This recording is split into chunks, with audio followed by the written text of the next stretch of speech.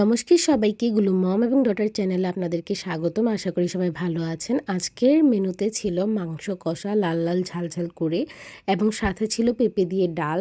আমার মার হাতের রান্না বরাবরই খুব মজা হয়। আজকের মাংস কষাটাও খুবই সুস্বাদু হয়েছিল। অন্যদিকে আজকে অনেক ঝামেলার মধ্যে ছিলাম, কারণ আজকে আমাদের সসেজ বানানো হচ্ছিল। তো এখানে ধনিয়া পাতা, পুদিনা পাতা, তারপরে হচ্ছে গিয়ে পেঁয়াজ, এগুলো সব কুচি করতে হয়েছে।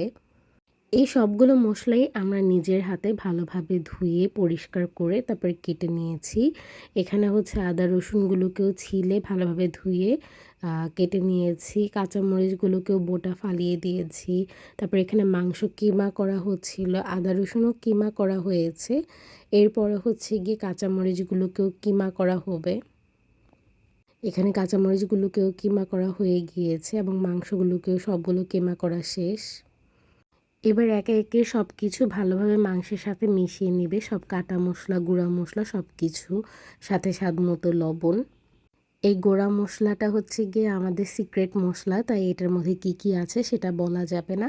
আপনারা যারা যারা নিতে চান সসেজ, আপনারা চাইলে হচ্ছে গিয়ে আমাদেরকে মেসেজ করতে পারেন। যদি আমাদের লোকেশনের কাছাকাছি হয় তাহলে হচ্ছে গিয়ে আমরা আপনাদেরকে দিতে পারবো। আর এগুলো হচ্ছে গিয়ে পোর্ক সসেজ, মানে হচ্ছে কি শূকরের সসেজ। আজকে এই পর্যন্তই। লাইক কমেন্ট শেয়ার করবেন। সবাই ভালো থাকবেন। বাই বাই সবাইকে।